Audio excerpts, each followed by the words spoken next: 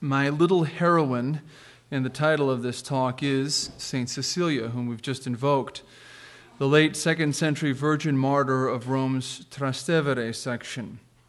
Her big ideals are the collected doctrines, virtues, and holy resolutions for which she lived and died, and which ought to be our big ideals too, if we are to approach to that sanctity known as heroism.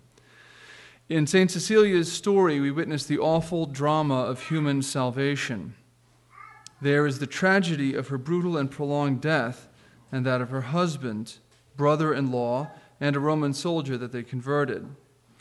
There is the comedy, in the classical sense of that word, of a happy ending, for she and her convert martyrs triumphed, receiving both the martyr's crown and, in her case, the great merit of consecrated virginity.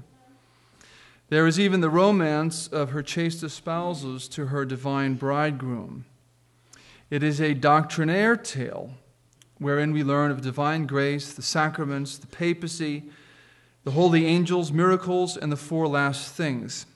And it is also a morality tale concerning virginal chastity, apostolic zeal, and fidelity even unto death. And what's best is that the story is all true, so it's also history. I would like to tell that history first in the exact words that the Church proposes for us in the office of Matins for her feast on November 22nd. This I will supplement with additional material from the Golden Legend by Blessed Jacobus de Varagine, a Dominican friar of the 13th century, whose work was a bestseller in the so-called Middle Ages.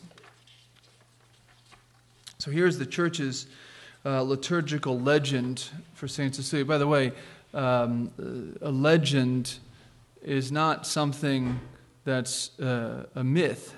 A legend is not a fantasy. A legend is simply something to be read. So when we speak of the Church's liturgical legend, we're not speaking of something that is myth. Ditto for the Golden Legend, the book that I'll be quoting from.